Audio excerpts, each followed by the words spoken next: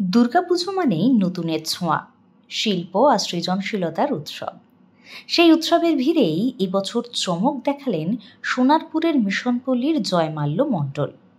সোনারপুর কলেজের ইতিহাস অনার্সের ছাত্র জয়মাল্য তৈরি করেছেন এক অভিনব দুর্গা প্রতিমা, যা বানানো হয়েছে পুরোপুরি বেলপাতা দিয়ে। প্রায় 550 বেলপাতা জুড়ে গড়ে উঠেছে এই অনন্য প্রতিমা।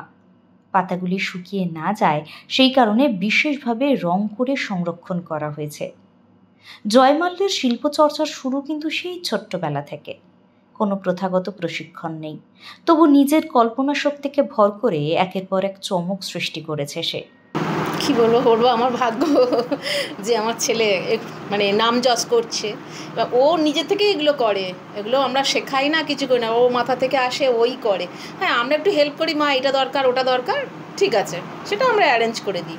ও নিজে থেকে, ও না ছোটো থেকে ও একটু মানে মাথার মধ্যে সবসময় শিল্পী মনোভাব আর কি।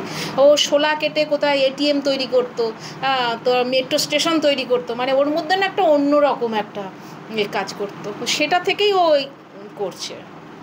এখানে আমরা কোনো শেখানোর কোনো ব্যাপার নেই।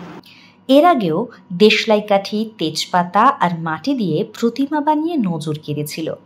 আর ছোটবেলায় কখনো এটিএম মেশিন, কখনো ট্রেন, আবার কখনো তাজমহলের প্রতিরূপ তৈরি করে সকলকে অবাক করেছে।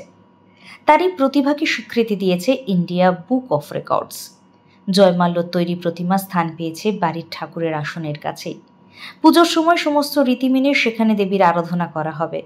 পরিবারের সকলেই খুশি এই প্রতিভায়। তাদের আশা, সামনে আরো বড় মঞ্চে পৌঁছে যাবে জয়মাল্যের সৃজনশীলতা। দুর্গাপুজো শুধু ভক্তির উৎসব নয়, শিল্প আর কল্পনার মিলনও। আর সেই কল্পনাকে বাস্তবে রূপ দিয়েছে জয়মাল্যের বেলপাতার দুর্গা।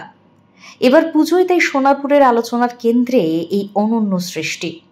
আমার নাম জয়মাল্য মণ্ডল। আমি এই তেজপাতার দুর্গা ঠাকুর বানিয়েছিলাম আগের বছর, আর এই বছর বানিয়েছি বেলপাতার দুর্গা ঠাকুর। বেলপাতার দুর্গা ঠাকুর বানিয়েছি, আমাদের পাড়ার একজন কাকু আছে, তিনি আমাকে বেলপাতা দিয়ে যেতেন এবং আমি সেই বেলপাতাগুলি দিয়ে বেলপাতার দুর্গা ঠাকুর বানিয়েছি।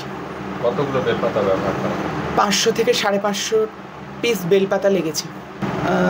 আমার মা আমাকে বুদ্ধি দিয়েছিলেন যে এই বেলপাতার ঠাকুরটি রং কর, কারণ কালো হয়ে যাচ্ছে, তো ওই কালো থেকে বাঁচাতে গেলে তুই রং করে নে, সবুজ রং।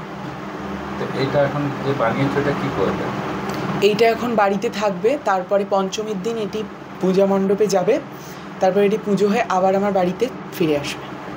এর আগে তুমি কি কি বানিয়েছো? এটা ছাড়া এর আগে আমি 2021 সালে বানিয়েছিলাম মাটির দুর্গা ঠাকুর, 2022-এও বানিয়েছিলাম মাটির দুর্গা ঠাকুর, 2023-এ বানিয়েছিলাম দেশলাই কাঠি দুর্গা ঠাকুর, 2024 সালে বানিয়েছিলাম তেজপাতার দুর্গা ঠাকুর, আর 2025 সালে বেলপাতার দুর্গা ঠাকুর। এর কোনো স্বীকৃতি তুমি পেয়েছো?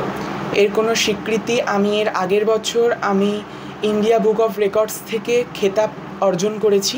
আমার খুবই ভালো লেগেছে। ও প্রত্যেক বছরই কিছু না কিছু বানায় দুর্গা প্রতিমার মানে থিম নিয়ে আর কি। তো আমি ওর দিদি হই সম্পর্কে, আর আমার খুবই ভালো লাগছে যে ও এরকম একটা খেতাব অর্জন করেছে। খুব ভালো লেগেছে। তোমার নাম? আমার নাম Bhumika Mondal. Bureau report, Sonarpur update.